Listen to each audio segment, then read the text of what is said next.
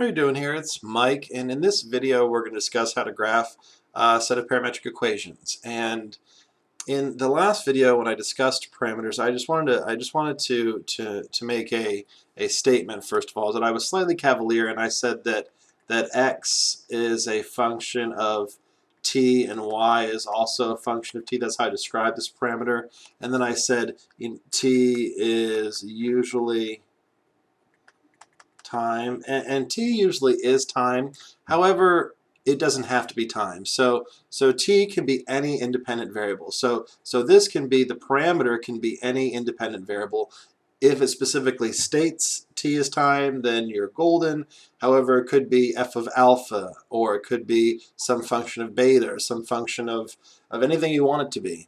But however, I have normally seen it in terms of time, but that doesn't mean that it's unilaterally timed for everything. So I just wanted to make sure that's clear. Let's go ahead and look at this example and see how we're doing. See how we do with this. So in order for us to graph this, I think one of the easiest ways to do that is just to create a chart. So here I create a chart, and I'm going to look at t, and then I'm going to look at x, and then I'm going to look at y, and I'm going to go ahead and start here. So notice here this is restricted. It's restricted between 0 to 10. You can pick any numerical increments that you want. So I'm just going to make these nice integer values and start from 0 and go all the way up to 10. So I'm going to let t be 0, 1, 2, 3, 4, 5, 6, 7, 8, 9, and 10. And now I have to plug in for x and y. So this should be relatively easy for x. So when t is 0, sine of 0 is equal to 0, so we're going to have 0 for x, and then here we're going to have cosine of 0, which is 1. 4 minus 3 is a value of 1. So for our first point here, let me just draw this as a graph. Let's go ahead and try this out. So there we go. So our first point here, we're going to have at 0, comma 0, we're going to have a point, when t equals 0, x will be 0, y will be 1. So let's go ahead here, and I'll say this is my first point at, and I'll do this in blue so we can see it. So this will be t equal to 0. So then if I want to do my other points, I'm just going to bring my calculator over here. First of all, you want to make sure when you're plugging in to get these values that your mode is in radians. You want to make sure your mode is in radians. So now we're just going to plug in. So for 1, we're going to have 1 minus 3 sine of 1. So I'm going to hit enter here. So I have negative 1.5. So negative 1.5, whoops, negative 1.5. Let me bring that calculator back here, and there's a way I think to make this float. No,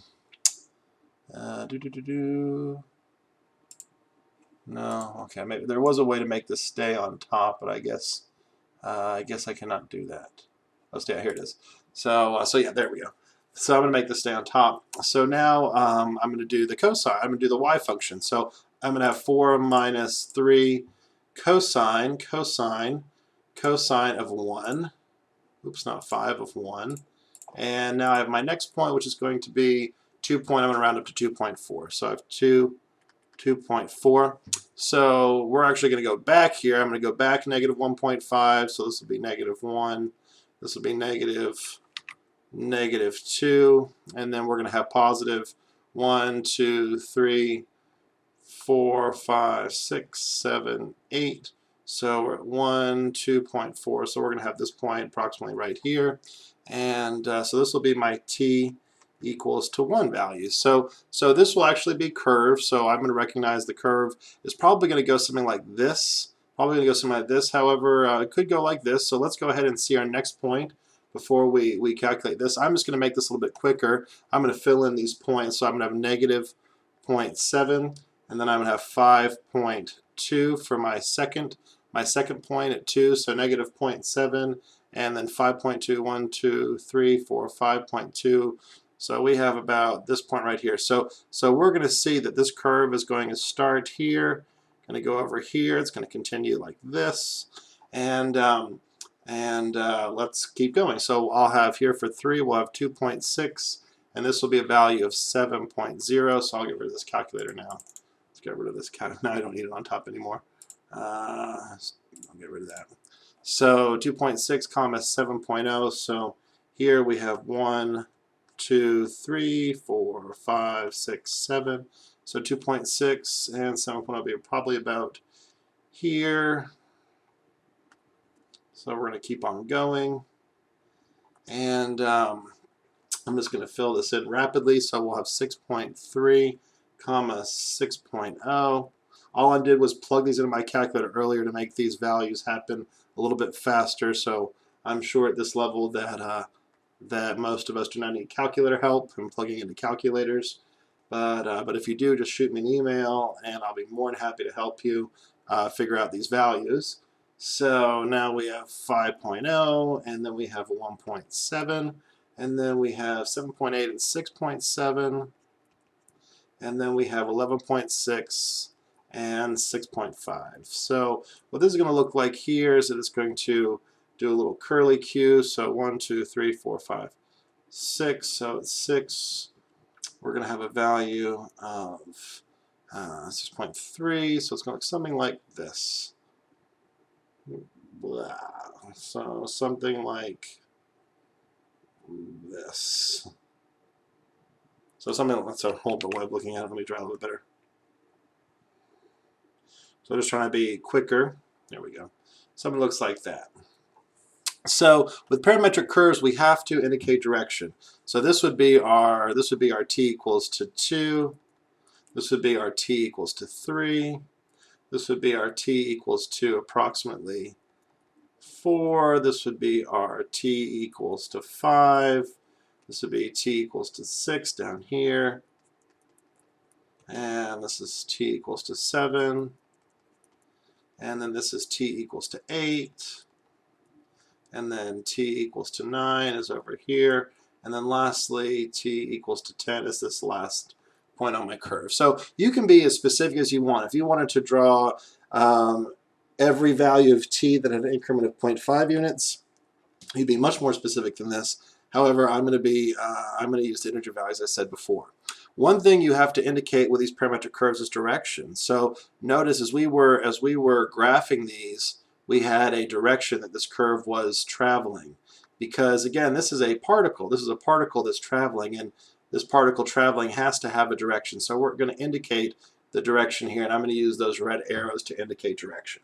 So this is just a general overview of how to graph a parametric equation. It's just nothing that daunting. However, instead of plugging into one equation that we did when we were in algebra, now we're plugging into two equations, and then we're graphing those separate x and y coordinates simultaneously. So let's go ahead and talk about how to use the calculator to get this parameter. So here, let's go ahead. I'm just going to pop over here and hopefully maybe make this a little bigger so we can see it. I don't think I can. Let me see if I can make this bigger. So emulator options. Nope, that didn't work. So I guess I just have to use a large. So hopefully we can all see this. So when I go and hit my on button, the first thing that I have to do is that I have to look at my graphing option. I realize here that I have a y equals function. This is my functional option. So when I go to mode, there is an option for me to switch from functional graphing to parametric, and we're also going to get to polar today, well, in our next lecture as well. So I'm going to scroll over here to parametric, and I'm going to hit enter, and then I'm going to quit. I'm going to mode out of here. So I'm still in radians, and now I am in a parametric graphing mode. So now when I go to y equals, I have a function of x independent as a function of y, you could say. And remember, okay, I use function. I shouldn't use function. It's going to be a relation of x and a relation of y. So, oops, I lost my graphs there. So now I'm just going to plug in. So now instead of me, when I hit this button right here, having a value of x, it's going to give me a value of t. So minus 3 sine of t. And then I'm going to plug in my relation of y, which is going to be 4 minus 3 cosine of t. And close my parentheses. So you could also, if you wanted to hit alpha, you could have gone down here and hit alpha 4, and that would have given you the t as well, but I like using this quick button right here. So now when I hit graph, notice that it gives me this upper portion, and then it stops. Why does it do that? Is because we have to go back. So what it really did here was that it started about here, and then it continued on the graphing calculator, and then it ended right here.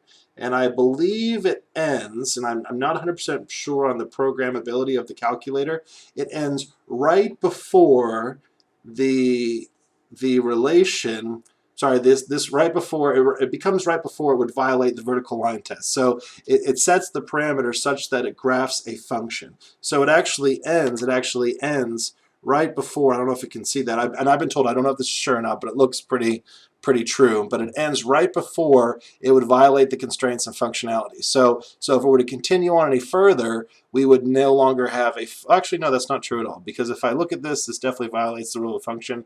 I have no idea why it stopped the way it did. However, let's go ahead and continue on to the full graph. So if we come over here to our window option, we realize that my Tmin was 0, and I realize I started at 0, but my Tmax is 10, and I need to get to a Tmax of 10, not 6. So I'm going to hit a value of 10. My step means how often is this going to graph. 0.13 is fine. You can use any value that you want.